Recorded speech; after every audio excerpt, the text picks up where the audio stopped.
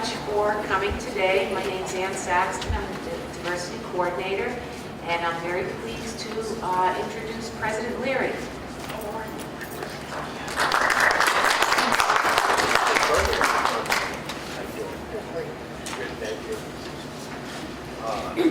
Good morning, everyone. It's getting a little chilly out there, I noticed as I walked across the parking lot. This is wonderful to see so many of you join us today for a program that celebrates the 100th anniversary of the passage of the 19th Amendment to the Constitution. You know, it's interesting that when we reflect on the history of the United States, and I know that we are so fortunate to live in this country, but it is a history that really has been a constant reminder of how important it is for people to stand up for their rights. The Constitution of the United States, as we know, when it was formed, did not include a Bill of Rights. Those amendments were added after the Constitution, the first 10 amendments. And the First Amendment to the Constitution, what I consider to be the most precious amendment in terms of protecting those rights, provided citizens of the United States with freedom of press, freedom of religion, freedom of peaceful assembly, and freedom of speech. And those four essential freedoms have provided individuals and groups over our history the opportunity to stand up for rights that they have been deprived. And we know that individuals, heroes like Susan B. Anthony, and those who led the movement through the late 19th and into the 20th century finally culminated in the 19th Amendment to the Constitution.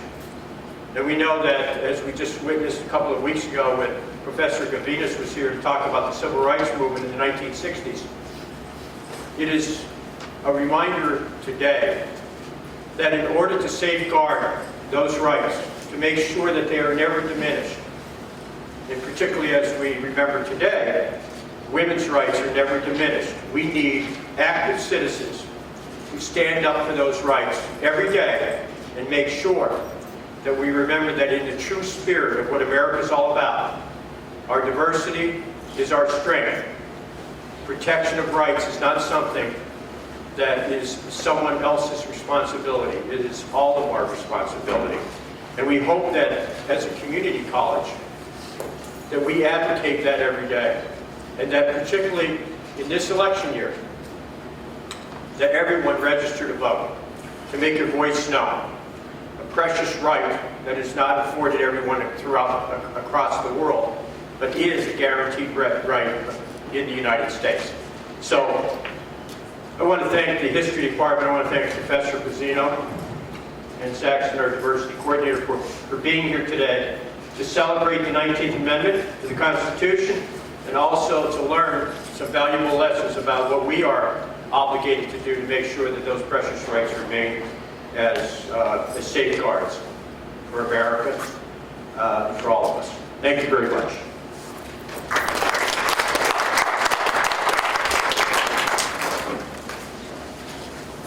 Okay, again, welcome. I'm very pleased to introduce two of LCCC's outstanding faculty members who will be presenting on the centennial celebration of women's suffrage and the ratification of the 19th Amendment. Today is the first presentation in a three-part series, The Origins of Women's Suffrage. The following presentations will include the war, the women, and the controversies, and finally, another war, another generation, and the final passage of the 19th Amendment. Ms. Martha Pezzino is a full-time faculty member in the Social Science and History Department here at LCCC. She holds bachelor's degrees in history and philosophy from King's College, and she completed her master's degree in history from the University of Scranton. She is currently pursuing a second master's degree in political science from East Stroudsburg University. Ms. Pezzino developed and taught LCCC's course Women in American History and previously served as Diversity Coordinator.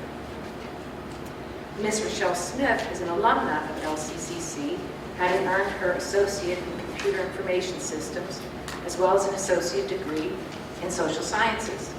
She continued her education at Wilkes University and earned a bachelor's degree in history and minored in women's studies. Ms. Smith completed her master's degree in history and centered her research on the beginnings of the women's movement. She currently teaches history, women and gender studies for LCCC, Wilkes University, and King's College. Please join me in welcoming Ms. Martha Pezzino and Ms. Richelle Smith.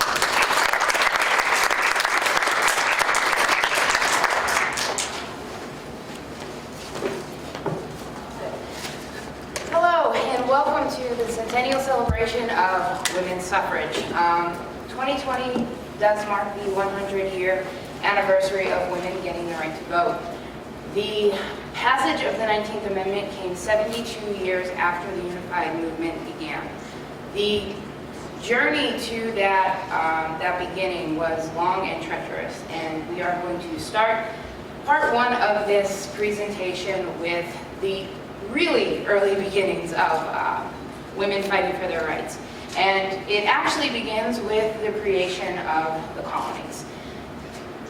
When the English colonists came to what would become the United States, they settled along the eastern coast of the Americas.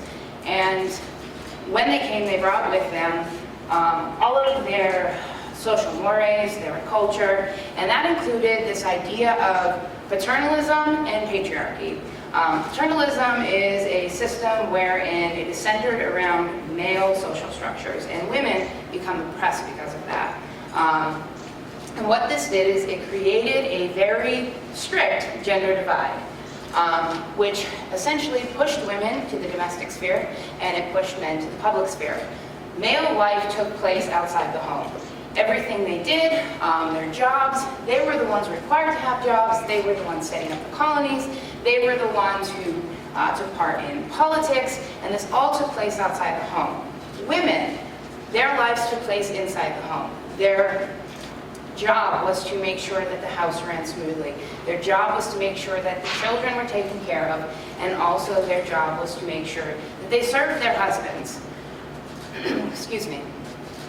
And this is essentially how the colonies progressed.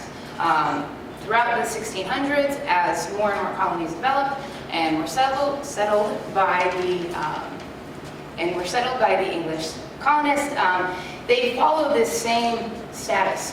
And it progressed like this throughout the 1600s into the 1700s, and it was perpetuated by intellectual thinkers who took part in huge movements like the Enlightenment. For example, Jean-Jacques Rousseau, considered one of the most brilliant and intellectual minds of this period, stated in 1762, quote, "The education of women should always be relative to men, to please, to be useful to us, to educate us when young, and take care of us when grown up, to advise, to console us, to render our lives easy and agreeable.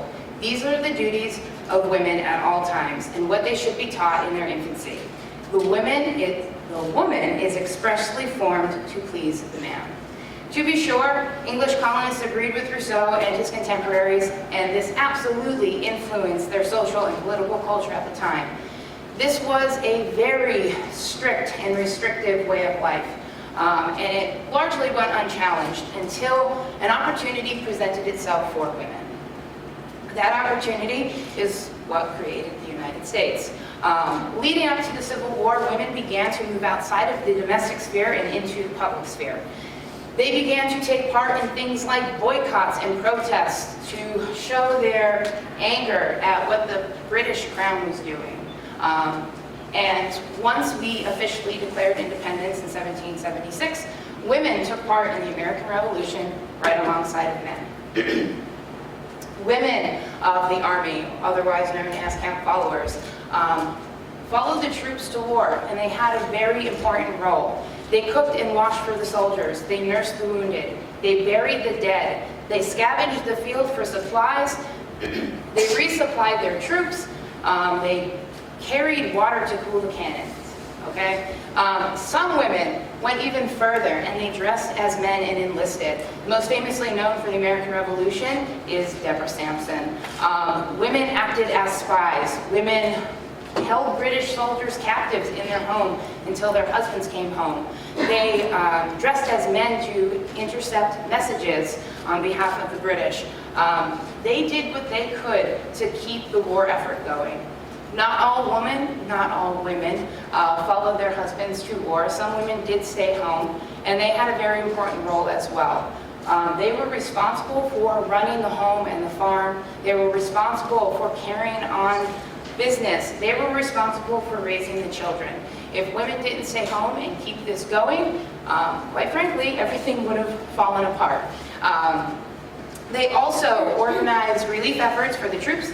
They sold blankets and clothes, and they sent bandages to the front to ensure that the soldiers were taken care of. They also organized relief efforts for widows and orphans. These roles gave women a taste of freedom, and it was something that they decided they didn't want to give up. But they lived in a very strict time, and breaking outside of their roles was something that would typically lead them to be scorned. And so they had to start small. And for women, that small space was education. And it starts with Mary Wollstonecraft. Mary Wollstonecraft isn't actually American. She was a British individual. She was a British writer and Enlightenment thinker, but she was incredibly influential here in the United States. She is someone who believed that in order for women to get rights, they first needed to start with an education. She truly believed that the lack of education provided to women led to them being stunted, maintaining an ignorance of knowledge, a life of slavish dependence on men. She argued in Vindication of the Rights of Women to change the educational system, to give more freedoms to women. She argued that boys and girls should be educated at the same time and in the same way. They should all get a rudimentary education, starting with reading, writing, and mathematics.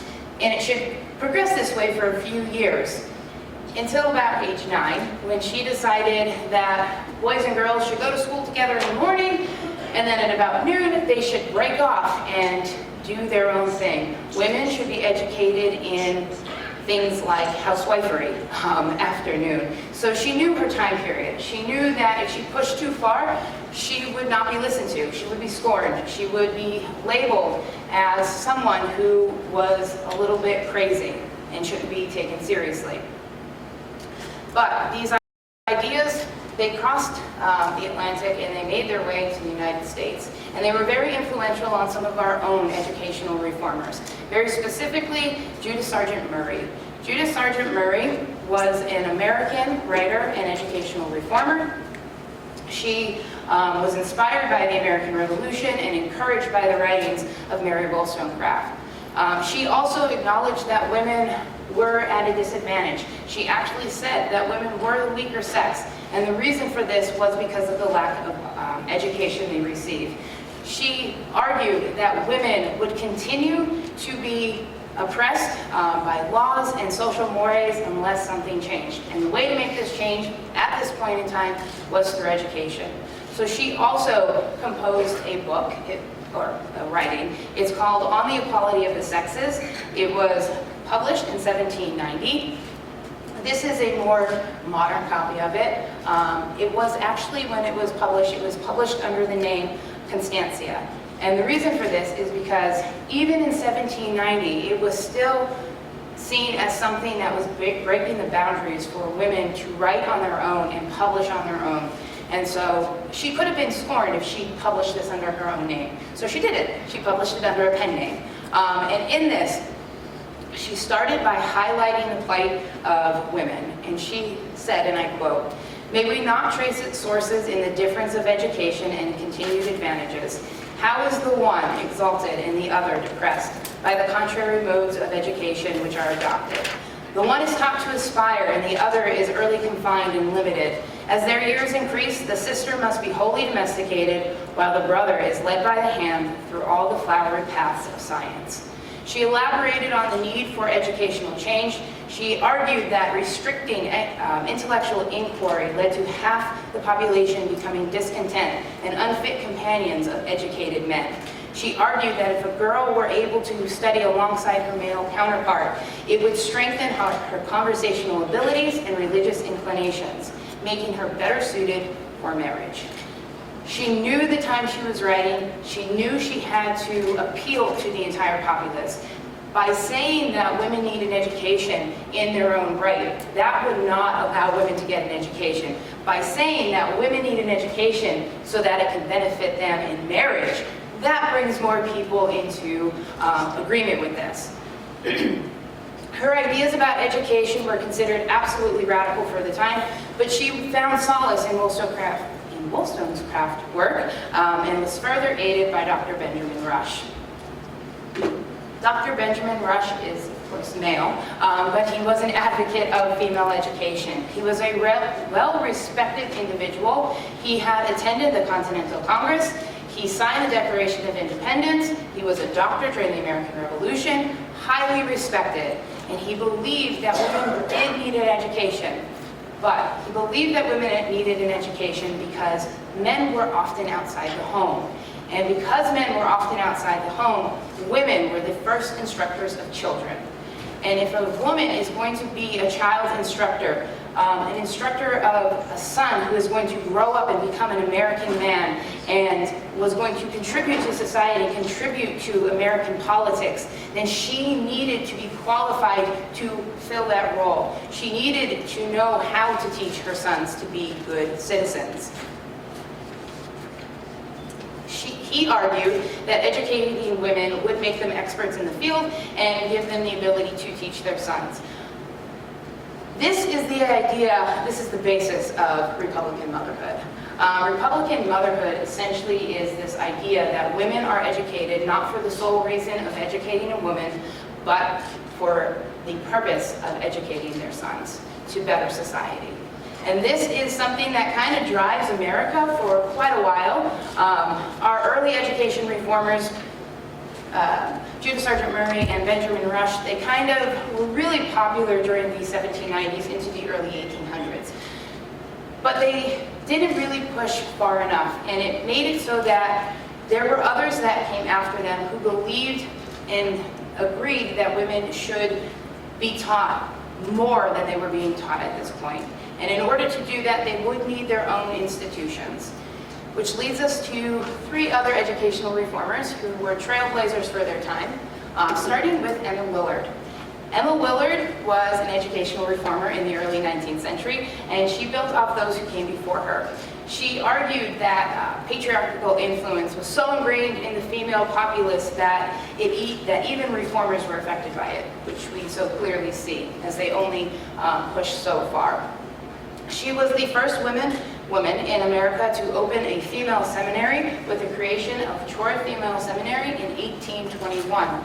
This is an important institution not just because it was the first of its kind, but it is also the school where Elizabeth Cady Stanton would be educated. Elizabeth Cady Stanton is responsible for pulling together the first women's rights convention, so this is highly significant. This school is also noteworthy because it taught more advanced classes than previous attempts at reforming education. It had the distinction of offering subjects such as geography, natural sciences, physiology, and mathematics to women. It was still inferior to men, but it was a step in the right direction. And she influenced those to come after her and create more institutions for the sole purpose of educating women. Following her was Katherine Beecher. Katherine Beecher co-founded Hartford Seminary in 1823. Hartford Seminary provided a curriculum that focused on educating women to become better housewives, but also focused on making women teachers. Katherine Beecher has the distinction of advocating for the incorporation of teaching as a profession for women. Because of her efforts, more women went from uneducated to student and student to teacher. The educational movement kind of progressed with the time. It continued to grow as time went on, and there was another female seminary that was created. It came a little bit later. It came in 1837, created by Mary Lyon. Mary Lyon had a very simple but convincing message. Better educational opportunities for women would make better teachers, wiser homemakers, and happier human beings. She founded the school. She was so dedicated to the cause. She truly believed that women needed more. She went door to door to get the funds to open the school. She finally had enough donations by 1837, and she created Mount Holyoke Female Seminary in South Hadley, Massachusetts in 1837. The influence and progress made by the educational reformers in an attempt to gain rights for women is absolutely unquestionable, but they were dictated by 18th and 19th century social mores. Their efforts were curbed by their society. So individuals that came after them had to push a little bit further. Our educational reformers worked to expand education for women, but they were not so liberal when it came to pushing for other rights, like political or social rights. So that would be left to other women. And in the mid-1800s, there were several opportunities that presented themselves for women to get involved, to move outside of the domestic sphere and more into the public sphere. And that was through social movements. Women were able to leave the house and go into public by taking part in social movements. There were two really important movements that took place in the 1800s. One being temperance, which is the movement to curb the consumption of alcohol. And the second is abolition. Abolition is where women really get the skills they're going to need to make their own unified movement. It's also where they become wholly aware of the lack of rights that they have. So I'm going to focus more on abolition. Abolition is the movement to immediately end slavery, and it provided many opportunities for women to get involved. Specifically, two of my absolute favorite people, the Grimke Sisters. I absolutely love them. They were trailblazers for their time. They were the first two female lecturers for the American Anti-Slavery Society. They got their start in the late 1830s. By 1837, crowds swarmed to hear their lectures. Their reputations, though, did precede them. Angry crowds swarmed the sisters when they gave lectures. Boys assaulted them by throwing apples at them. Ministers threatened to resign if the lectures were given in their parishes. Their advertisements were torn down. The placards advertising their lectures were torn down and trashed. These women faced a lot of kickback for speaking in public, and it wasn't so much the fact that they were speaking about freeing or ending slavery, it was the fact that they were women speaking in public. And they highlighted this, and they knew this, and so they responded to it. One of the most prominent attacks against the sisters came in the form of a letter. It's called the Pastoral Letter of the General Association of Massachusetts. It was printed in July of 1837, and it essentially argued that women should restrict their activities to unostentatious prayers and labors of piety and love. It declared, quote, "When she assumes the place and tone of a man as a public reformer, our care and protection of her seem unnecessary. We put ourselves in self-defense against her. She yields the power which God has given her for protection, and her character becomes unnatural. We, the General Association, cannot, therefore, but regret the mistaken conduct of those who encourage females to bear an obtrusive and ostentatious part in measures of reform, and countenance any of that sex who so far forget themselves as to itinerate in the character of public lectures and teachers. We especially deplore the intimate acquaintance and promiscuous conversation of females with regard to things which ought not to be named." Many prominent individuals, male and female alike, as well as other anti-slavery organizations, did come to the defense of the sisters when this was published. One of my favorite responses to this is satire, and it was from Maria Weston Chapman, and it's a beautiful little poem that says, "They've taken a notion to speak for themselves and are wetting the tongue in the pen. They've mounted the rostrum, the termagant elves in a horrid are talking to men."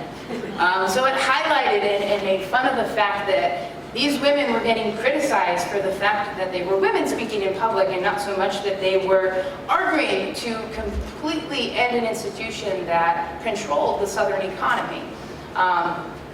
The sisters themselves did respond to Pastoral Letter. The first to respond was Sarah Grimke. She composed a series of letters. She wrote a book. It's called Letters on the Equality of the Sexes. And she said that the female character was absolutely under attack. She believed that women had been oppressed for long enough. They needed to recognize the fact that they were and had a subordinate status, and it needed to end, and it needed to end now. She was followed in her response to this by her sister, Angelina Grimke.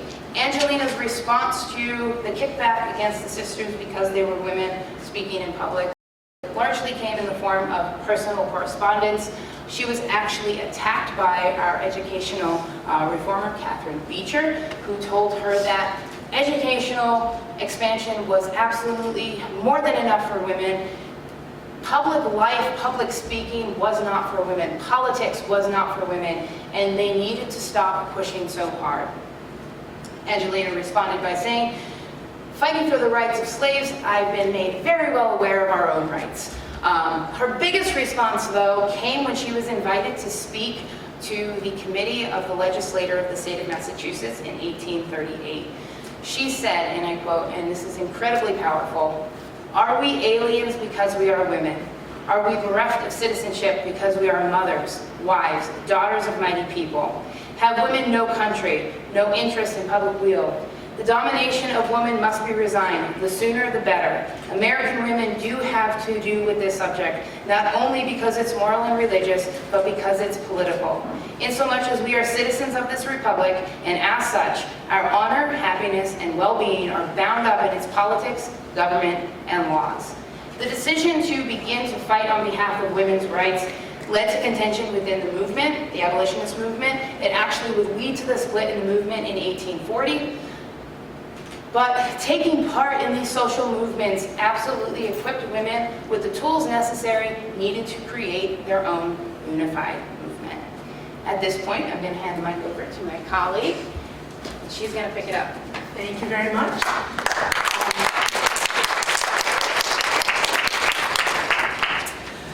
As we've heard, as Richelle has so eloquently told us, women activists had to endure an awful lot. It starts with education, but women activists, a fairly small group though they were, had to endure an awful lot. The next generation, the next group, which is what I'm going to start talking about, would continue, and it's not going to get any easier for them. At this point, there are stereotypes against the women that have solidified and aren't going to go away. Excuse me. Women who are activists were stereotyped as being anti-family. Clearly they hate men, clearly they are lesbian, clearly they hate children, they hate the family. These are the sorts of things that were expressed about women because these women were looking to step out of their prescribed roles. So these stereotypes are going to stay with them, but it's not going to stop the women. At this point, by the time we get to the late 1830s into the 1840s, women are going to realize that they need to take care of more in society, that there is so much that's oppressing them that they need to do more. And so women are going to lead the temperance movement, which Richelle referred to. Excuse me. The temperance movement was the movement to end the consumption of alcohol. The reason this became a woman's issue is because at this point, women had no choice in who they could marry. They were told who they were going to marry, when they were going to get married, how many children they were going to have. They were not allowed to have their own economic independence. Excuse me. They also were not allowed to divorce. And so if they happened to be married to a man who preferred to take his paycheck to the bar than to the house, they had no choices. And so instead of working for divorce, because that would be very unwomanly, they instead worked to get rid of alcohol. And so that's where we have the beginning of the temperance movement. It starts very much with women who had no rights. They had no rights to marriage, no right to family, no right to, again, how many children they're going to have, who they're going to marry, when they're going to marry. As also already expressed, women led the charge in the abolitionist movement. Largely Quaker women, but women nonetheless. Women led the charge in the Abolitionist Movement,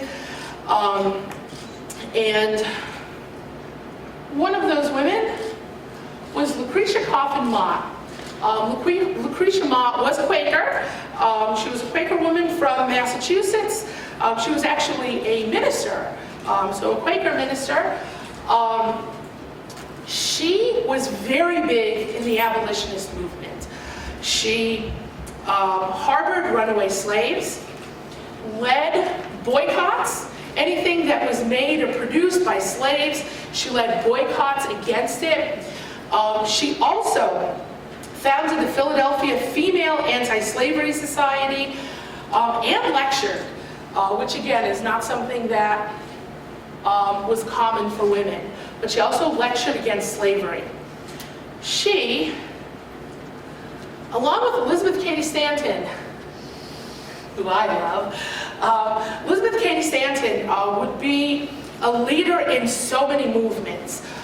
She was a leader in the Temperance Movement, worked towards education, as we saw she was educated.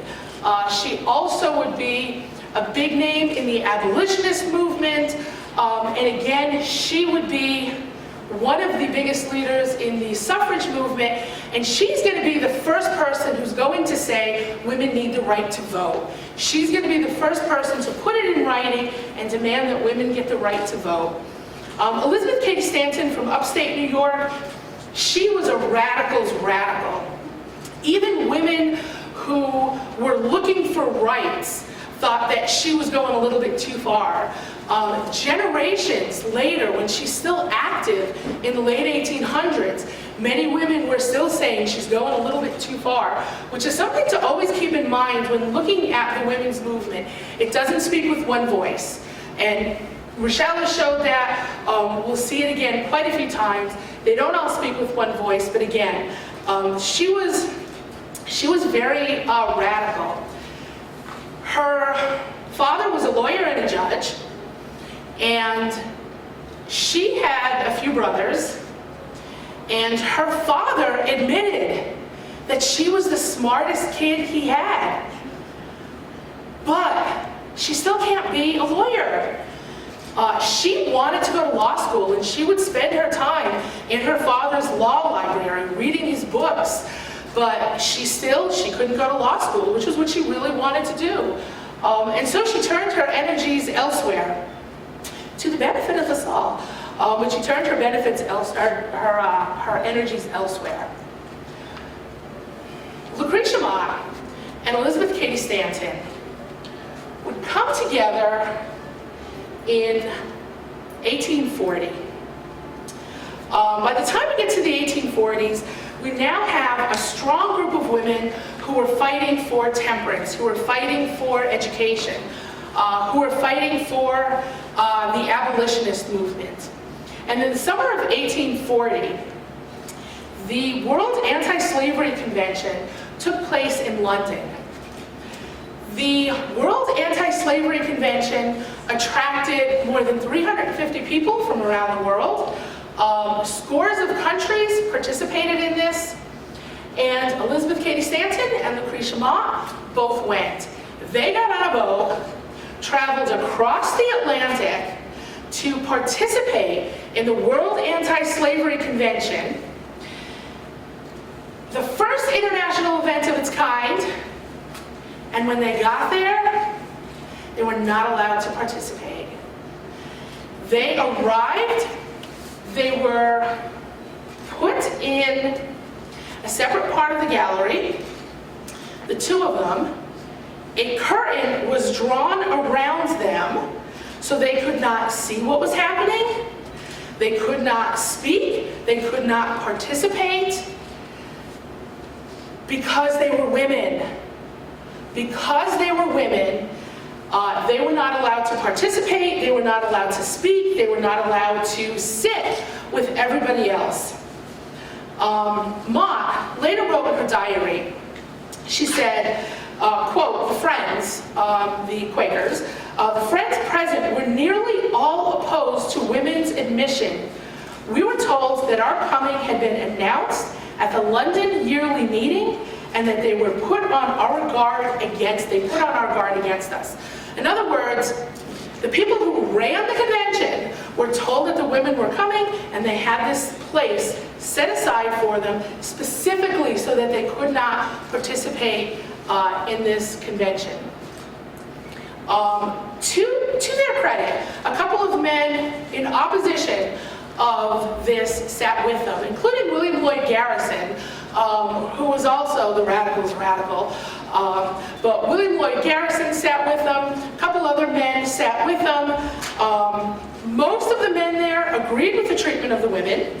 But the two women, they sat there, they got mad, they stewed, and they said they can't have this anymore. And they decided that they were going to plan a convention, that the two of them were going to have a women's rights convention, and they were going to start a women's movement at this point. Life gets in the way. It doesn't happen immediately. It would take another 8 years for that to actually happen. In the spring of 1848, specifically April of 1848, the state of New York passed the Married Women's Property Rights Act.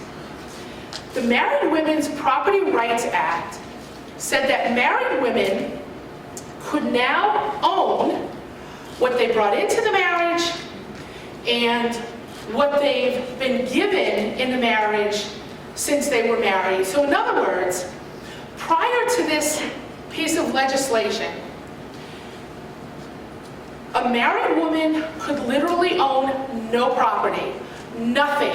She couldn't own land, she couldn't own anything, to the point where if I'm a woman in New York, in any state really, New York was one of the first to pass this legislation, if I'm a woman and my sister gives me a gift, let's say my sister gives me a pair of earrings, my husband at this point could literally take those earrings, give them away to his sister, his mistress if he wants to, and I can do nothing about it because I legally cannot own anything. So this piece of legislation was very important, but to activists, it didn't go far enough, and that was the issue. So in the summer, specifically early July of 1848, this would be, 2 months after the passage of this legislation, 5 women, including Elizabeth Cady Stanton and Lucretia Mott, were sitting around Mary Ann McClintock's kitchen table in Waterloo, New York, upstate New York, also with Martha Wright, who was Lucretia Mott's sister, and Jane Hunt. And the 5 of these women were sitting around the kitchen table talking about this legislation that was just passed, but also angry that it didn't go far enough, because women at this point were still not legal entities. Women could not present a case in court. Women could not be witnesses in court. Women could not be on juries. Women could not speak in court. Women had absolutely no legal rights. She still had no rights to divorce. If a man wanted to divorce a woman, he needed no explanation. He simply divorced her. Now she's left with nothing. Literally, she can't even get a job because women aren't allowed to work. And so, if a man wanted to divorce a wife, he took the kids, divorced her, end of story. But if she wanted a divorce, she could do nothing about it. If he's beating her, if he's anything, it doesn't matter. She has absolutely no recourse. And again, she can't speak in court, there's so much that women couldn't do. They decided they were going to do something about it. And they were going to finally hold that women's rights convention that Elizabeth Cady Stanton and Lucretia Mott talked about, that fateful day in July of 1840. They were finally going to do it. And so they did. It only took them a couple days to put it together. July 11th, 1848, a tiny ad was placed in the Seneca County Courier announcing a women's rights convention. The Women's Rights Convention was to take place in about a week, July 19th and 20th, a little over a week, and they invited anybody to participate. So anybody who wanted to come could come and participate. But again, this was very, very short notice, and it was to take place in the Wesleyan Chapel in Seneca Falls. In the interim, between the ad being placed, the 8 days between the ad being placed and the convention actually starting, they decided that they needed a document. They actually needed to put in writing exactly what they were demanding, exactly what they wanted. And the process of putting that document together fell on Elizabeth Cady Stanton, a very, very prolific writer, but it fell on Elizabeth Cady Stanton, and it's called the Declaration of Sentiments. The Declaration of Sentiments was based on the Declaration of Independence. So largely follows the same format as the Declaration of Independence. And unless you're thinking, I can't read that, we printed out copies if anybody wants a copy of it. Some of you have already been given a copy of it. There are more outside on the table. But again, it follows largely the same format as the Declaration of Independence. It lists what they're doing, why they're doing it, and it also contains 11 resolutions, which are basically demands, right? Demands for different types of equality.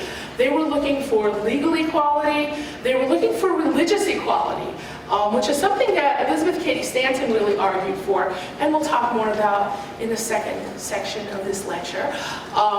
But it was something that she was looking for.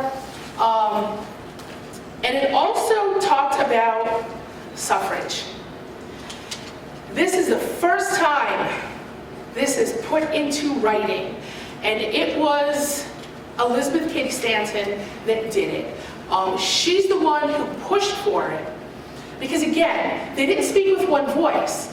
And so even though these women were saying they needed rights, they said, Lucretia Mott even said, quote, it would make us look ridiculous. Now, we can't ask for the right to vote. You know, it's bad enough, it's hard enough asking for so many other rights, but demanding the right to vote was a little bit too much. Stanton's response to that was, quote, the power to make the laws was the right through which all other rights could be secured. So in other words, if politicians don't have to listen to women, then they don't have to give women anything.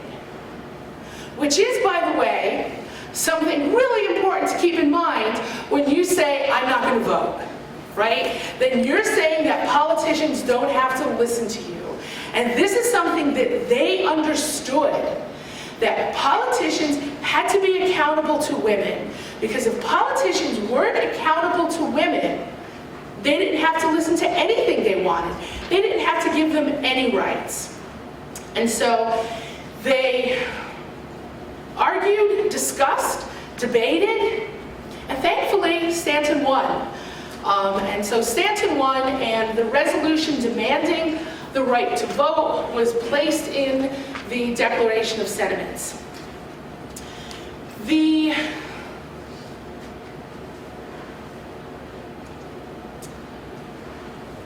Women's Conference itself took place at the Wesleyan Chapel in Seneca Falls, New York, which you can visit. It has largely been rebuilt. There's a women's history museum adjoining it. Richelle and I usually go at least once a year. We took a women's history class up there about a year ago, but it's run by the Park Service. It's less than a 3-hour drive. It's in, again, Seneca Falls, New York. Once they were figuring out exactly how to format this conference, they didn't think a woman should run it. Which again, something that Richelle pointed out, kind of a sign of the times, that they were pushing it, but they weren't pushing it that far. They decided that even though women were going to make speeches, Stanton spoke, Mott spoke, they all spoke. They said if a woman were running it, it wouldn't look as strong, good, as if a man were running it. They wouldn't get as much credit as if a man were running it. And so they decided that the person who would be the face of the conference would be Lucretia Mott's husband, James Mott. So he would actually be the person who would kind of MC it, right? Introduce everybody, be the person in charge. In the end, more than 200 women showed up. Approximately 40 men showed up. So in a very, very short period of time, approximately 250 people showed up to this conference, this women's rights conference, demanded the right to vote, and signed the Declaration of Sentiments. So you'll see, like, if you have a copy of the Declaration of Sentiments, there are signatures on there. Well, no, they're not signatures, but they're typed names. Those are the people who signed the Declaration of Sentiments. And so now they're demanding the right to vote as basic as you can't get anything else unless you have the right to vote. The conference lasted for 2 days. The publicity for it, though, across the country, people were laughing at it. They thought it was the most ridiculous thing they'd ever seen, and they printed it in newspapers across the country. The women folks have just held a convention up in New York State and passed a sort of Bill of Rights. They should have resolved at the same time that it was obligatory upon the lords to wash dishes, scour up, be put to the tub, handle the broom, darn stockings, patch breeches, scold the servants, dress in the latest fashion, wear trinkets, look beautiful, and be as fascinating as those blessed morsels of humanity whom God gave to preserve that rough animal, man, in something like a reasonable civilization. So in other words, the women are going to pass all their duties onto the men, right? That's essentially what they're saying, that if women get these rights, then the men are going to be the ones who are going to be stuck in the kitchen, in the house. A woman is nobody, a wife is everything, a pretty girl is equal to 10,000 men, and a mother is, next to God, all-powerful. The ladies of Philadelphia, therefore, under the influence of the most serious, sober second thoughts, are resolved to maintain their rights as wives, belles, virgins, and mothers, and not as women. This was written by women, right? This was written by women who are saying, listen, we don't want anything to do with this movement. We want to retain our position that we have right now. Was there, I'm almost done with this, but just to kind of give an indication of exactly what people were thinking, was there ever such a dreadful revolt? They set aside the statute, wives, submit yourself unto your husbands. The convention was the most shocking and unnatural incident ever recorded of the history of womanity, which is apparently a word. This is all wrong. Society would have to be radically remodeled in order to accommodate itself to so great a change. This was considered to be absolutely ridiculous that women would be asking for these rights, never mind the right to vote. It was considered absolutely ridiculous.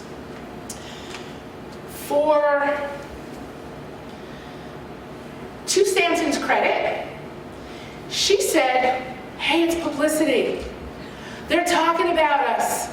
And if they're talking about us, that's a good thing, right? For those who do not, this is her response to all of those articles and opinion pieces throughout the country. For those who do not yet understand the real object highlights of the recent conventions at Rochester and Seneca Falls. The Seneca Falls Convention would be followed by one in Rochester as well. I would state that we did not meet to discuss fashions, customs, or dress, the rights or duties of man, nor the propriety of the sexes changing positions, but simply our own inalienable rights or duties are true spheres. So many people criticize this as women don't want to be women. And if they don't want to be women, then clearly men are going to have to be women, and this is what they want. And so women had to say this for decades, for generations. Listen, we just want the right to vote. And so what you see in the movement over the course of the next few decades is women pushing the idea that we're feminine, we're still the weaker sex, you guys are still better than us. We just want the right to vote, right? We just want some basic legal rights. Over the course of the next few years, this Women's Rights Conference would be followed by others. And so over the course of the next few years, you would see them again, not just in Rochester, but mostly throughout the Northeast. Over the course of the next couple of months, you'd see them. Most were regional, just like the one in Seneca Falls was. Most of them had a couple hundred people showing up, just like the one in Seneca Falls. But you would see them throughout the Northeast states. And even though they had a couple hundred people and they were regional, they're happening more and more often. So every year, a couple times a year, there's another women's rights convention going on somewhere. Largely the same people who are showing up, people who are, and I don't mean exactly the same people who showed up in Seneca Falls, but I mean people who were active in the women's movement, but also the Abolition movement, the Temperance Movement, education, the same people who were active in all of these movements continued to show up to them. At each one, the Declaration of Sentiments was read, with all of the names listed in its entirety, and now they were pushing for the right to vote. So this is going to be, the convention at Seneca Falls is going to be the incident, the thing that's going to start the push for the right to vote. This will continue until 1865. And for those of you who aren't sure exactly, 1861, when the Civil War started, it was 1861. And so the conventions continued for more than a decade. It would be the Civil War that would actually stop the conventions, because the women are now going to start getting involved in many other things. Many of the same things that they were involved in with the American Revolution. And we'll see afterwards that now, after the Civil War, we're going to have a couple different movements, but we will see that in part 2 of the lecture series. We'll pick up with the Civil War. They're going to still continue to have to fight stereotypes, but we'll pick up there with the next one. Does anybody have any questions? So when they did this, was it Declaration of Sentiments? How many males supported it that weren't married to the females involved? That's a fair question. One of the things that you see throughout the women's movement from the start on down is very often the women who got involved with the movement, they tended to be upper class women because they're the ones that have the resources and the time. So they tended to be upper class women who got involved with the movement. They also tended to have the permission of their husbands.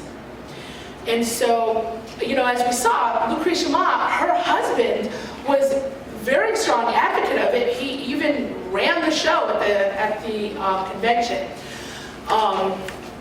Elizabeth Cady Stanton had, if I remember correctly, 7 children. And so while her husband was supportive of her in the movement, he also wanted to keep having children, which kept her, I said when I first introduced her that she was very prolific. The reason she wrote so much is because she couldn't go out on the road and do anything. So the women needed the permission of their husbands. There were some men who were not married who were very involved in it. So there were some men who were involved in it. If you were a man and involved in the movement, you also had to deal with a lot of problems, right? What do you want to be, a woman? You want to start wearing a dress? You want to have babies? These are some of the things that the men who were involved in the movement had to deal with. So it kind of came on both sides. So there were men who were not married, who were involved. They tended to be people who were very strong in the abolitionist movement. That was where they tended to come from. Frederick Douglass, very strong in the women's movement. So they tended to come from the abolitionist movement, had to deal with stereotypes and prejudices on their own. Women who were involved tended to have the permission of their husbands in order to get involved. Yes? Yes. Single women actually had more ability to be active. Susan B. Anthony never married, and the reason she never married is because she wanted to work towards this movement. And so Susan B. Anthony never married, and we'll see in the second part that Susan B. Anthony and Elizabeth Cady Stanton are very quickly going to become best friends. They're going to be the two that are going to really push for the movement in the end of the 1800s. But yeah, single women could become involved. And Susan B. Anthony also, she's the one who's going to travel a lot and make all the speeches that Elizabeth Cady Stanton is going to write. So she's going to stay home and write the speeches, and Susan B. Anthony is going to go out on the road making the speeches. Yeah, Sarah Grimke didn't marry either. Oh, there you go. Yeah. Sarah Grimke didn't marry either. Angelina Grimke married Thomas Weld, and he actually did not support the inclusion of women's rights in abolition. And so the abolitionist movement in the United States actually splits in 1840, and the reason the abolitionist movement split into two separate societies was because there were some, like William Lloyd Garrison, who wanted women to be involved and to be high-ranking officials in the movement, and others who said, no, we're pushing too far, women is a separate issue, we need to leave it out of this. And the movement itself is going to split because of that. So single women had more freedom. Angelina, she's going to kind of, after she gives her speech in Massachusetts, she kind of goes on the back burner. She becomes a teacher, and she does a lot of writing, but other than that, she kind of slows down a lot. Any other? Yeah. So did any of them look at the women as like, if we can get the women to get the vote and they support our causes, that's more help in our, like, the abolitionists, like the, blacks were fighting for their freedom, the women agree with that and they get the right to vote, and that's more power for our causes too, like the numbers game. The abolitionist movement, is that what you're talking about? The abolitionists, did they support that? Well, just in general, so any of these movements, if the men that were involved with these women's rights, did they look at the numbers? Like 51% of the population is women. If the women get the right to vote and they support our causes or we support the same causes, we are going to have more power politically for our cause. Did they do it that way? No. Short answer, no. And I want to say, you would think they would, right? You would think they would. The problem is, most people did not think women should have the right to vote. So most people didn't think, even the Married Women Property Rights Act, that was controversial. That wasn't something that was passed by most states, and New York was seen as progressive because they did do something like that. And so I agree with you. You would think they would say that I'm going to sit back and maybe once we get these rights, it's going to help everybody. They absolutely did not want them to have these rights. And something that I frequently tell my students is so many of the people that we look at in the classroom, right? So many people that we study in history, whether it's Elizabeth Cady Stanton, Susan B. Anthony, Martin Luther King, were hated in their day. Like, hated in their day. Elizabeth Cady Stanton was hated. The Grimke Sisters were pelted with apples. Right now we hold them up as leaders in the movement. The FBI had a bigger file on Martin Luther King than they did on literally anybody else. Right? These are people who are trying to make serious social change. And anybody who's trying to make serious social change is going to be hated. Now, once that social change actually occurs, a couple generations later, we look back and we say, wow, wasn't that a great thing that they did? Right? Wasn't that a great thing that that Stanton did, that Lucretia Mott did? Lucretia Mott, though, she's pretty much going to quiet down after this. Right? So she's not going to continue. She's going to be replaced by Susan B. Anthony. Susan B. Anthony is going to be laughed at wherever she goes. This is considered such a ridiculous idea that these people are asking for the right to vote. She was laughed at. They were all laughed at, considered ridiculous. So yeah, you would think they would say, well, these people should go out and fight. But even most women thought that this was absolutely ridiculous. The Variable Difference Property Rights Act, how did that affect single women? Did not really affect single women. It was just for married women. Single women, depending upon where you were, could inherit and could own property in some places. So single women, the thing with single women, generally speaking, you usually didn't have a choice. Susan B. Anthony, I said, didn't get married. Sarah Grimke didn't get married. But it wasn't something that was common. It was very, very uncommon because now you had to find a way to be economically self-sufficient. And let's be honest, there's really one way, and that was largely through prostitution. And so, unless you were inheriting a lot of money, unless you were inheriting land, there weren't very many women who could be single. So if you were single, you could own some land, you could own some property, but there weren't a lot of women who were single because it was just economically not viable.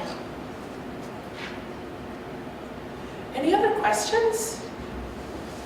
All right, thank you so much. Thank you to Ann Saxon, thank you to Diversity. The